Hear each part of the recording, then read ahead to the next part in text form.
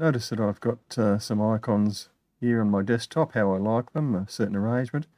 But have you ever also noticed that Windows sometimes scrambles those? Well, this little utility can be of great assistance here. I'll just run that utility. It's called Desktop Icon Restore. I run it and I click Save. It'll put a configuration file here that represents the arrangement of these icons on my desktop. So I'll close that.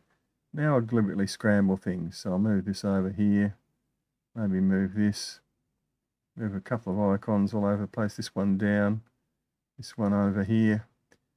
And, this is the sort of thing that Windows does to you when you least expect it. Okay, now if I go and run that program, click it, that's the last configuration. If I click Restore and close it, you'll see things are put back how they were. So it's quite a useful utility to neutralize one of those annoying Windows behaviors.